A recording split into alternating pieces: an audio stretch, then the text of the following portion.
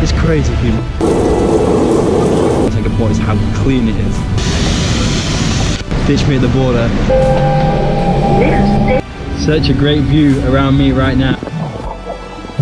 It doesn't feel like anywhere else in the world. How can you complain at a beach like this in Singapore? I love Singapore. Yeah, we're in Singapore for the first time. Let's go and explore. What's up, guys? I'm here in Penang. It is 7:20 on, I don't even know what day it is. The joys of being a traveller. And today I had a simple choice. Go to the Langkawi Islands, beautiful tropical islands just off the coast of Malaysia. You can get a ferry here from Penang, take about 3 hours. Beautiful. Or go to Singapore for a day. I've been to Singapore twice before, but I did no vlogs in Singapore, and I had this urge to go to Singapore for a day and just vlog it. I love Singapore. I went with my gut feeling this morning, tropical islands or Singapore. I thought, let's go to Singapore. So I've got an overnight bus to Singapore from Penang, about 10 hours. And then at about 7 AM tomorrow morning, I'll be in the country of Singapore for the third time, and I'll see you there. All right, so I'm at the bus station, which is about 15 kilometers outside Penang, outside Georgetown, and it feels like a different country here. Thousands of bikes, a lot of people that are homeless, a lot more poverty, but poorer economics around here, should we say, than what I've seen so far in Malaysia. This feels very, very different, more raw Southeast Asian, shall we say.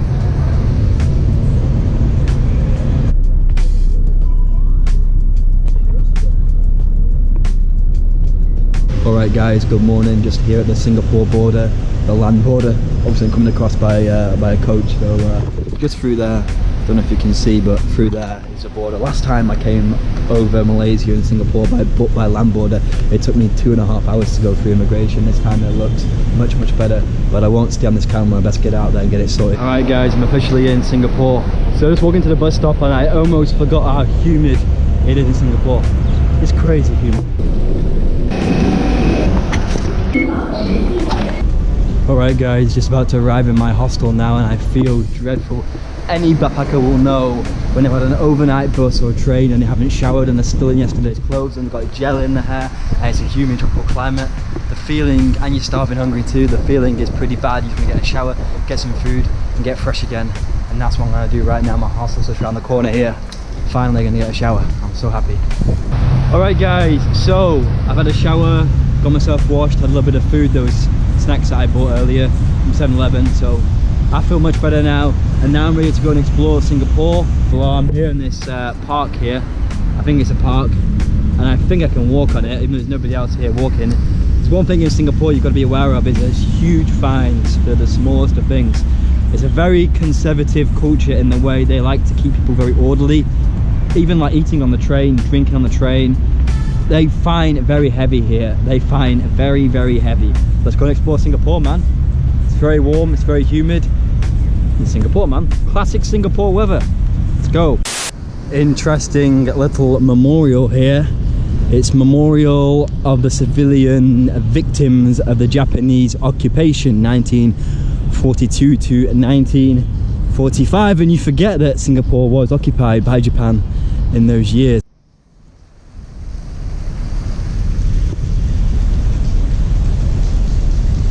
I'm gonna head up here. Check this out.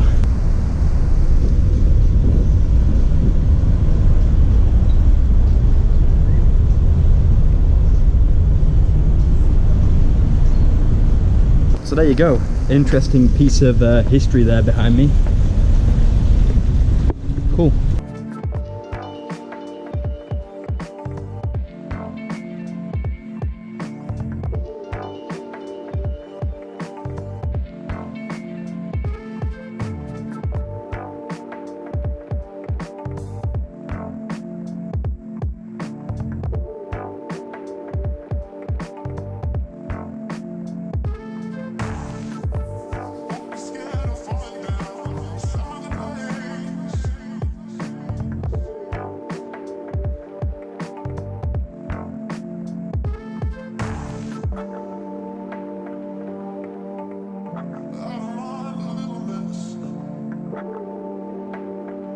Alright guys, just arrived at the main part here of Singapore. This part is the beautiful part of Singapore. That's the famous Marina Bay Sands hotel behind me, like a 5-star luxury hotel. I'm going to go up there later on, There's an incredible view. I've been up there before, but it's at night time. Today I'm going to go in daytime. You get the whole view of the whole skyline, which is behind me there, which is one of the dopest skylines in the entire world. And so this is a fantastic place, one of my favourite places in the world. And there's a lot of things that you'll notice about Singapore, and I think the biggest thing you'll notice about Singapore is how clean it is. It literally is completely spotless. There doesn't feel like there's any pollution here at all. It has such a weird, almost fantasy feel to it when it comes to how clean it is. It feels like some sort of like, I don't know what to say, just not real, because I've never been anywhere else in the world that is so clean. Another thing you'll realise about Singapore is how orderly it feels. Everything is quiet, everything runs. You just know that there's been very, very strict rules enforced here for a very long time, and Singapore's whole success, you could argue, but some people would disagree, that their success economically as a country has come from their strict enforcement of rules and regulations. And you can just feel it in the atmosphere that people have been told what to do for 50 years since they gained independence from the UK. They've stuck by it, and it's sort of like ingrained in the people to just do as they're told, get on with the job and do it perfectly and do it well and do it properly and not break the rules. And that gives it this sort of utopian feel.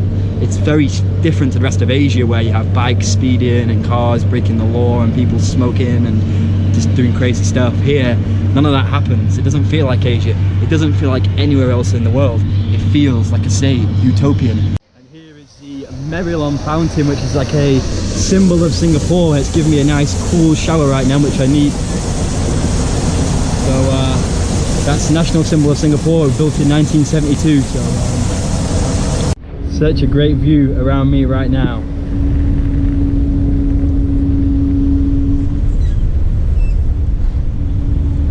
And so now the Singapore that you see here, one of the richest countries in the world, one of the highest GDPs in the world.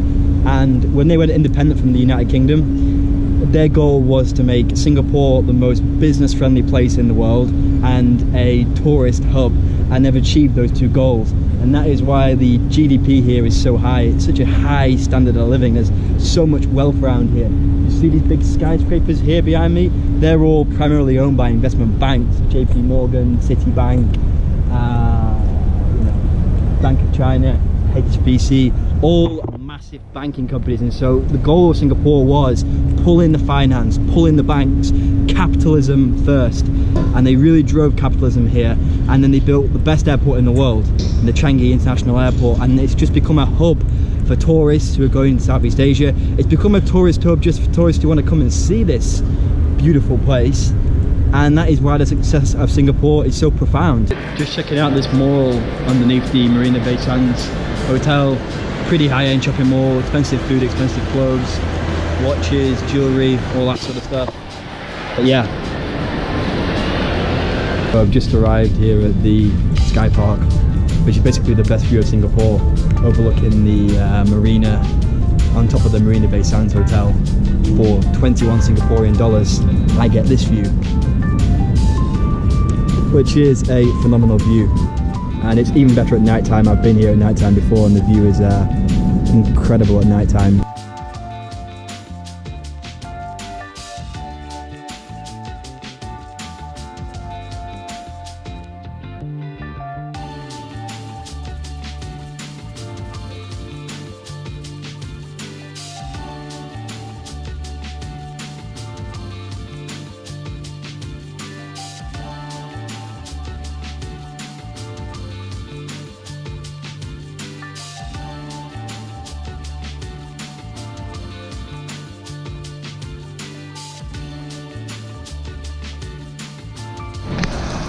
Oh great.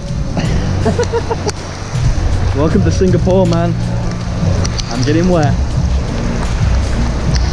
Open to the elements. Alright, just walking on the outside of the gardens. Okay, so these gardens are actually really nice. It's what it is a combination of different plants, flowers, trees from all over the world. They have like a Mediterranean section, an Australian section, South American section, I think I saw. So they've got all different kinds of things here, and yeah, it's really nice, I have to say. And you're getting a really good view there of the Marina Bay Sands hotel.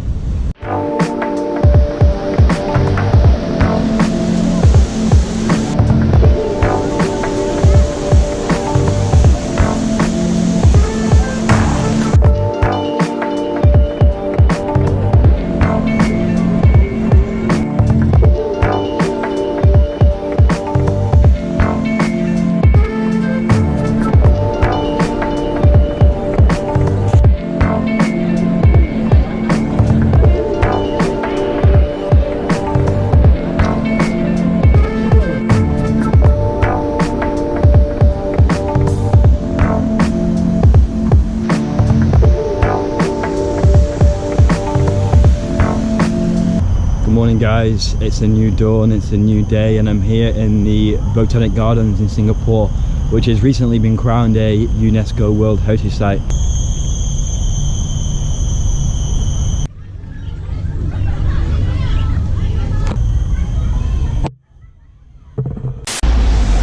Alright, cool little lion there.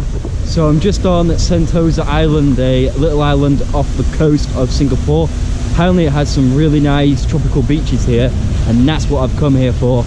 It wasn't too hard to get here, didn't cost too much money to get here. It cost about 9 Singapore dollars, and I've walked quite a bit, so I've probably saved about 10 Singapore dollars. I'm now going to head to the beach and show you a tropical beach in Singapore. Who would have thought it? Well, who would have thought this place is in Singapore? Alright, this is Palawan Beach in Singapore, and who would have thought it? It's beautiful actually.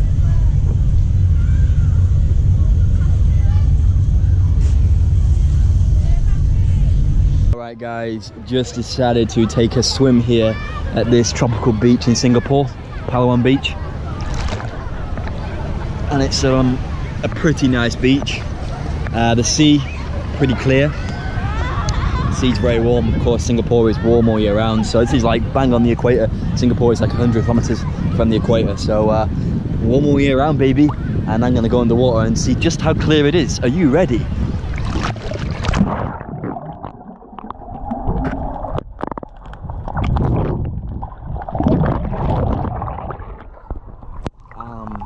Yeah, not too clear. I think it's quite salty and a lot of seaweed, but pretty cool, man. Check out this view. I mean, you would not expect that in Singapore, right? You wouldn't.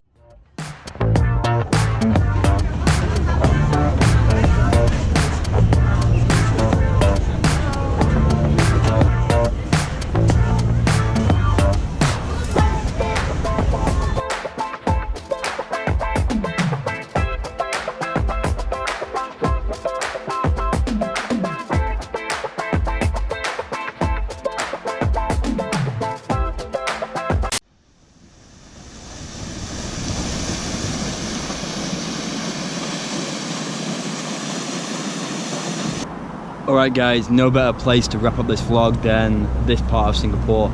The best part of Singapore. What a dope view.